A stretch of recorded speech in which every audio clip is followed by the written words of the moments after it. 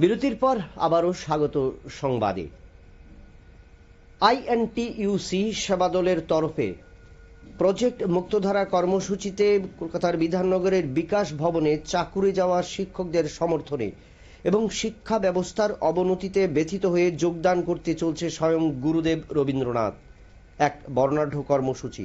শিক্ষক শিক্ষিকাদের উপর শাসকের কুঠারঘাত এবং অসহনীয় বর্বরতার আক্রমণকে কটাক্ষ করেই শনিবার যে বর্ণাঢ্য কর্মসূচি এবং সেই কর্মসূচিতে আইএনটিইউসি সেনা দলেরও পক্ষ থেকে করা হয় এবং সেখানে কিন্তু অনেক ছাত্রছাত্রী সহ প্রত্যেকেই অংশগ্রহণ করেন এবং কি কারণে তাদের এই যে বিক্ষোভ বা কর্মসূচি সে বিষয়ে কিন্তু আমরা জানবো সংশ্লিষ্টদের তরফ থেকে।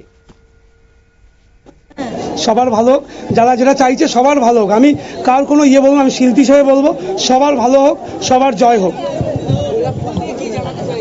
শান্তির বার্তা ভালো হোক। ওনারা নেবেন না, ফেরত করে দিয়েছে, নেবেন না। আইপিএস থেকে সবাই হচ্ছেন ভদ্র।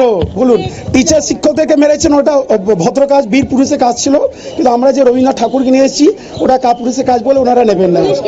না নিচ্ছে না, বলছেন ভদ্র করে কথা বলুন। আমরা বলছি ফুলটা নিই, ওনারা বলছেন ভদ্র করে কথা বলুন। বাহ, খুব ভালো। আজকে কবিগুরু রসাতালে চলে গেছে।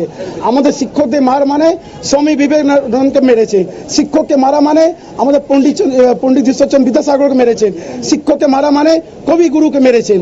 এই বাংলায় এই কি হবে কি জানি না।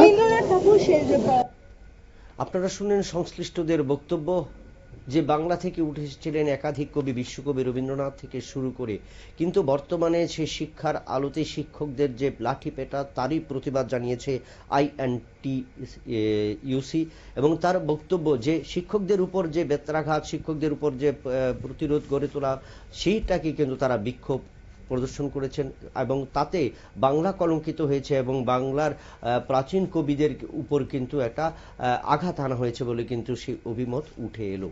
নিয়ে এলাম একটা ছোট্ট বিরতি, সঙ্গে থাকুন।